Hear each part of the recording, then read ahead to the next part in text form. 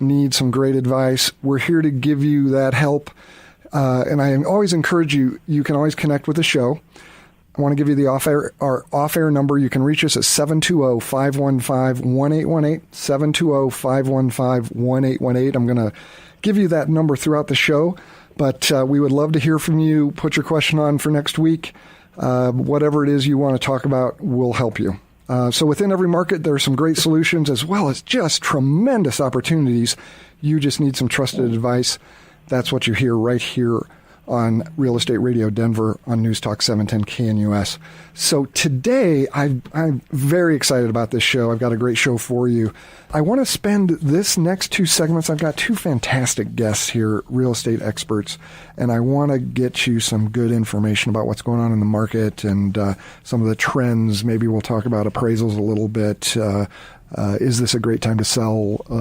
Is this a great time to buy? There's so much going on in the marketplace. So let's jump right in. I have with me, actually I have three guests. I have one sitting behind the monitors back here that, sorry, Tracy, I almost spaced you out. Anyway, that's okay. Let's introduce, I have Mason Goetz with us and also Lynn Snyder Goetz. They are a team. They are with the Goetz Group at Keller Williams and Keller Williams DTC office. Lynn has been in the business for more than a couple years.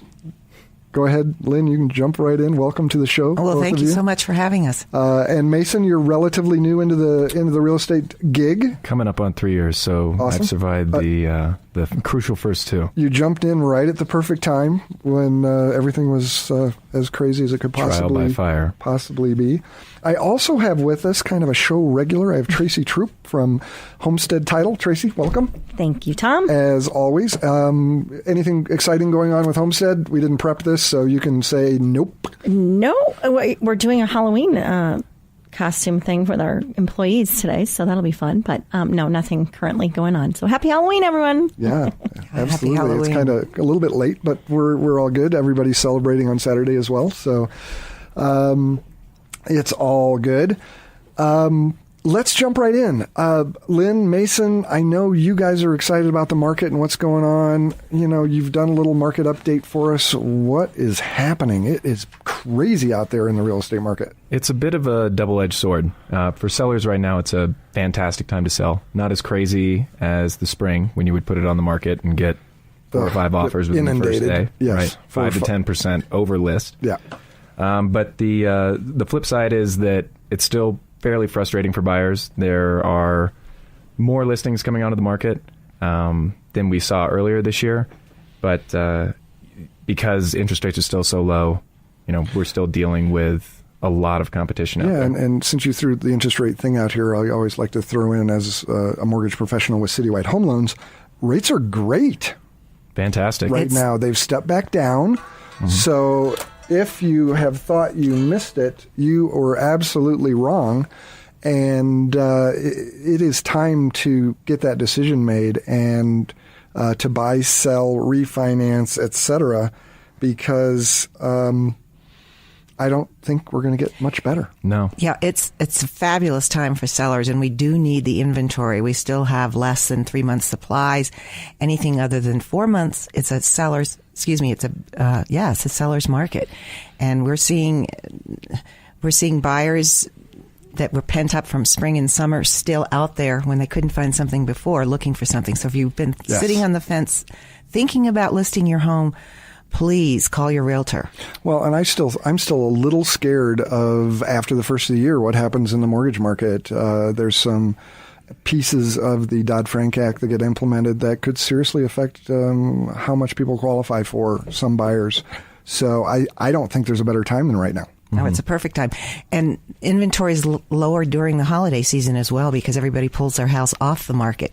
People who need to buy still need to buy by the end of the year, Sure. Whether they're getting kids in school in January, investors want to park their money somewhere before the end of the year, and people pull their houses off the market, so there's less competition, and buyers can still get a good deal at the end of the year. Yeah, no, I totally agree with that. And, I think there's, inventory is up a little bit. And A smidge. it is A smidge. It is, yeah, and it depends, I guess, obviously what price range and what area of town and whatnot you're going to buy in. But it's a little easier now if you're a buyer. Mm-hmm. There's not as many buyers in the marketplace. There's still more buyers in the marketplace now than there was this time a year ago. It's we say it's easier, and this past weekend we had clients that had to go $35,000 over list price, waive contingencies, and set closing out 2 months just so that they could get the property. So, Sure. It does depend on where you're looking, but. Absolutely. So tell us that story. Where is that property? West Wash Park. These people Sure. are the buyers that were fatigued from the spring, bid on several properties back then, continually got outbid, Yep. got married this summer and came back, and the prices have gone up, interest rates have gone up, so they had to go a little bit higher, and showed them something Friday night, under contract Saturday morning, actually bought it from sellers that were getting married Saturday afternoon. So it was kind of a whirlwind this weekend, but it worked out.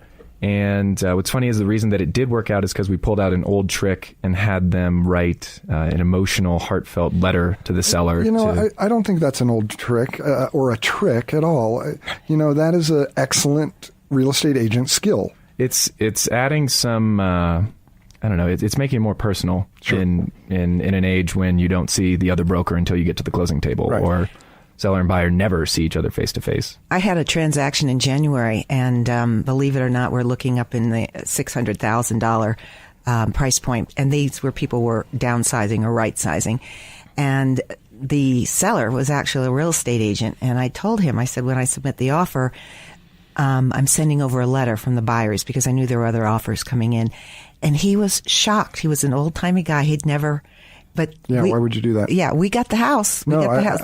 They because the wife was emotional about putting the house on the market, and she fell in love with the people that were going to buy her house. Family. Yep, with the family. And I think that is an incredible agent skill and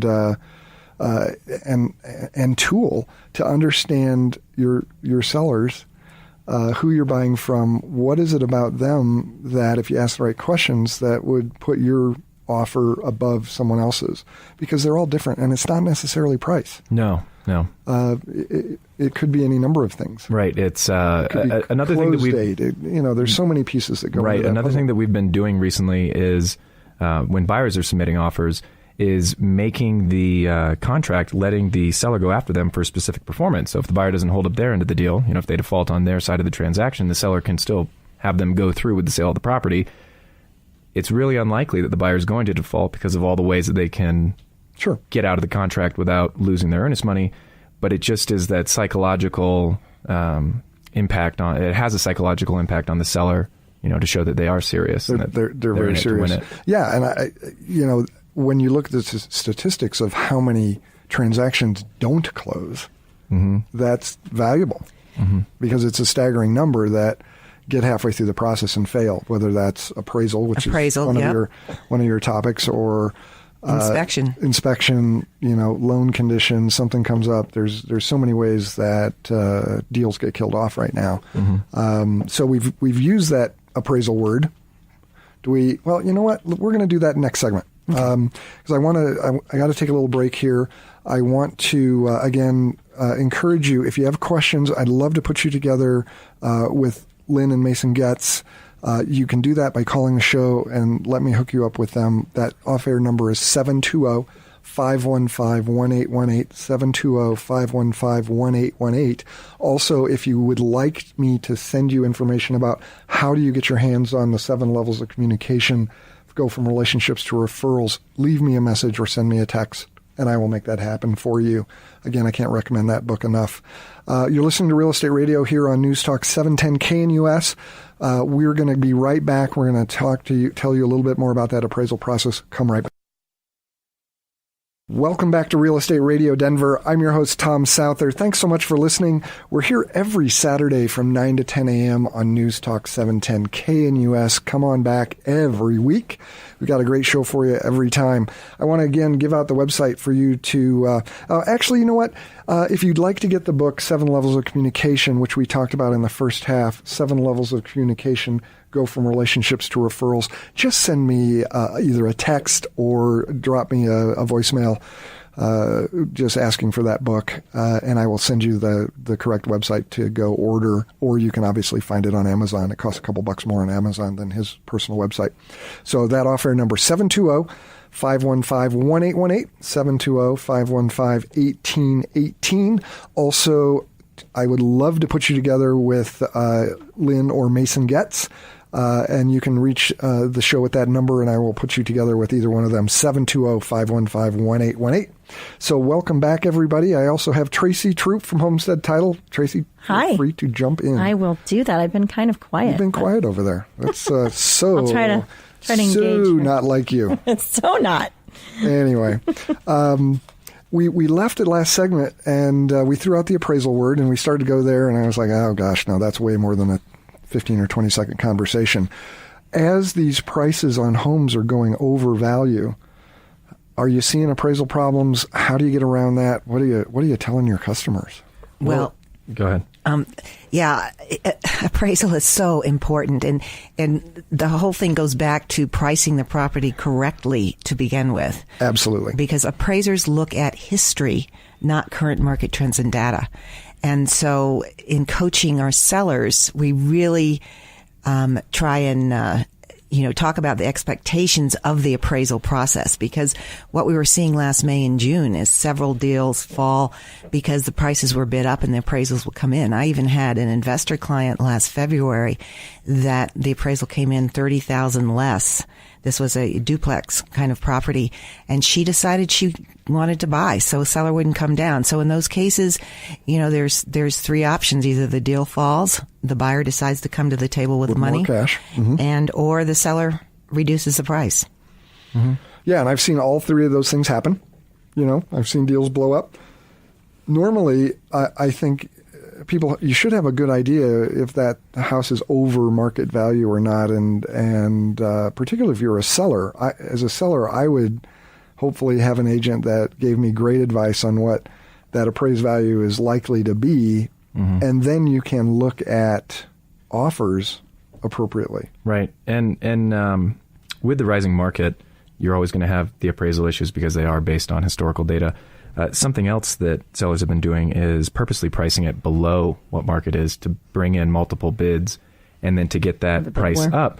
Sure. That can be great to get a higher price, but it still has to check out with the appraiser. And appraisers have been telling us that underwriters have been coming to them saying, do not take into account the crazy demand that's going on right now. Only look at the last 3 to 6 months. And prices have gone up 10% over where they were market-wide a year ago. Yep. Yeah. I just put a graph in the other day. And I think you can get a little bit of a bump with helping your appraiser with giving them the documentation offers, of multiple offers, a letter explaining why we're priced where we are. But you're not going to get a ridiculously higher price. So what does that do if your customer is the seller, you're the listing agent, and you're looking at offers, you're looking at you've underbid it or you've underpriced it slightly, which has generated multiple offers.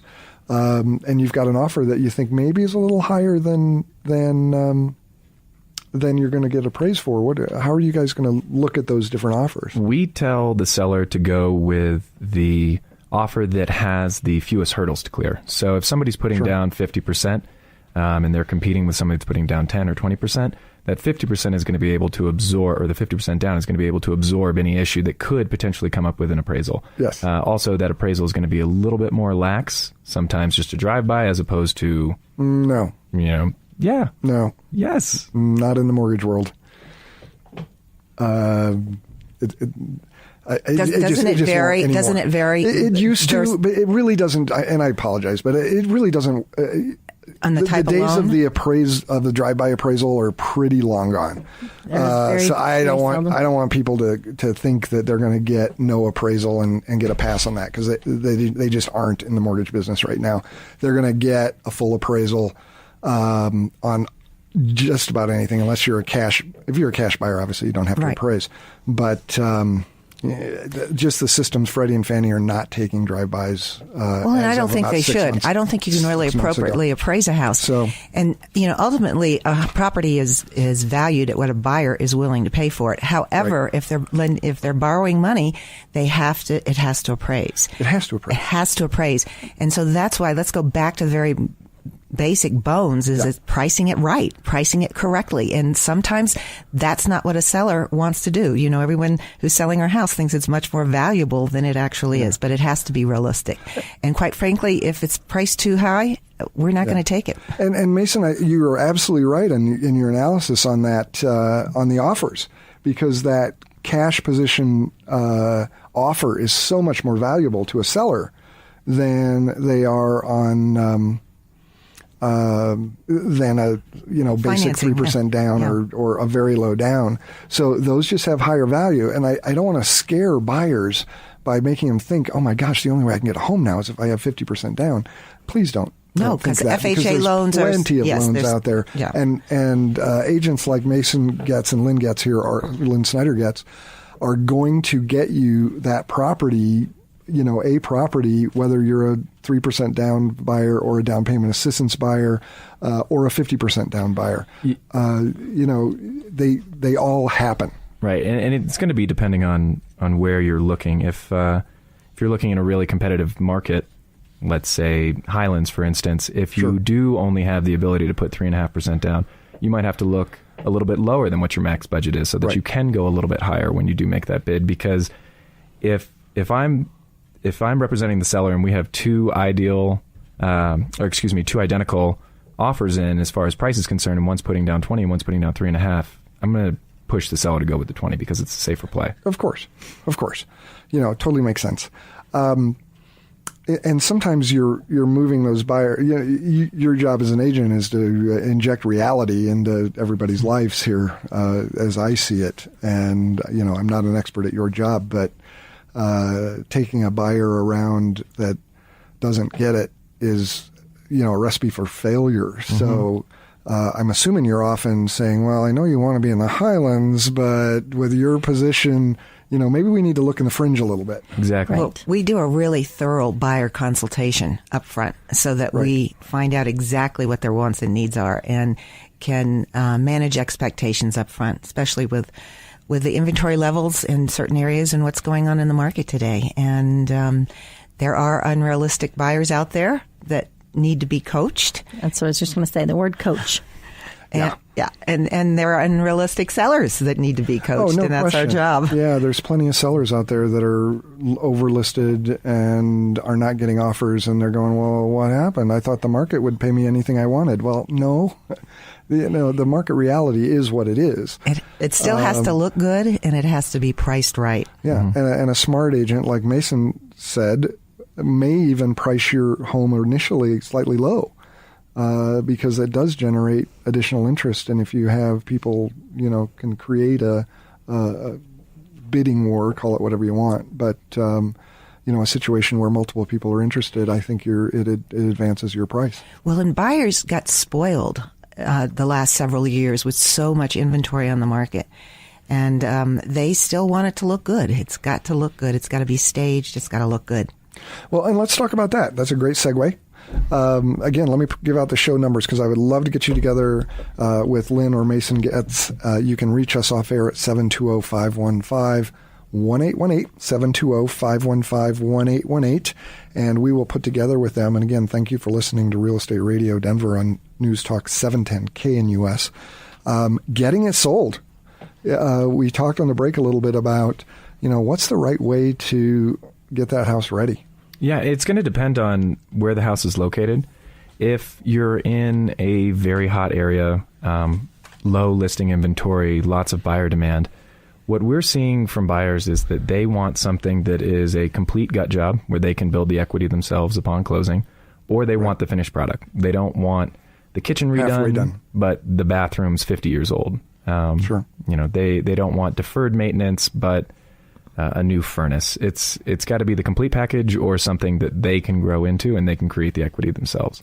So you're almost advising, probably limiting what you're advising listing customers to do if they're not going to go all the way.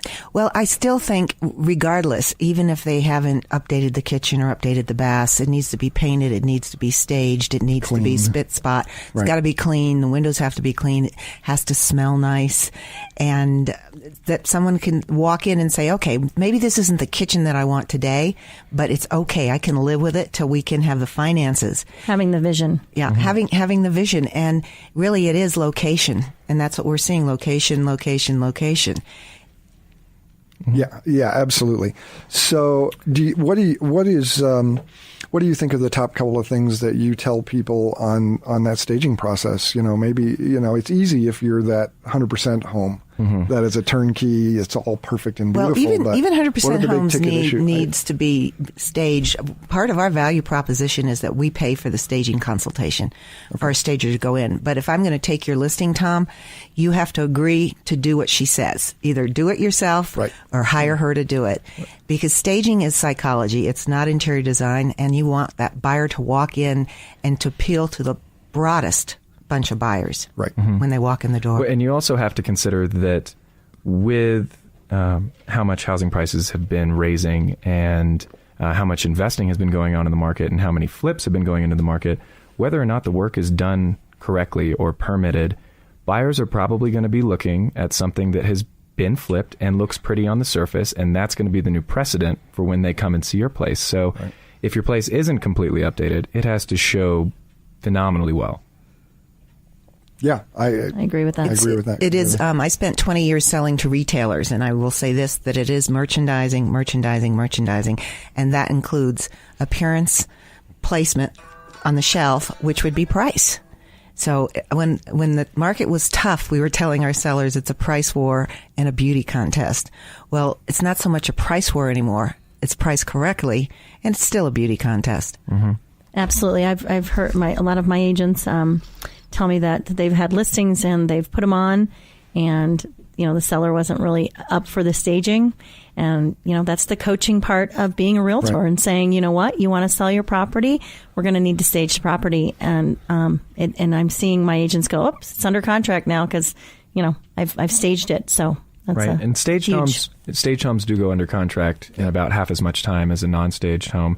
And it goes back to when you initially price it right. When you're basing that pricing off of comps, the competition, why on earth would you not consider that when staging it? Absolutely. All right, you're listening to Real Estate Radio Denver here on News Talk 710 KNUS. I want to thank Mason Goetz and Lynn Snyder Goetz with the Goetz Group at Keller Williams DTC. And I want to give you our off-air number again, 720-515-1818, 720-515-1818. Give us a call, leave us a message. Let me put together with Lynn or Mason to show you how they can get that home sold for you like no other. They will do a great job for you. Also, I want to just remind you or get your commitment to commit to Notvember. Go to notvember.com and commit to writing 30 notes, thank you notes, personal notes in 30 days, and see what that does to make your life explode. Thanks so much. Come back next week. We'll see you then.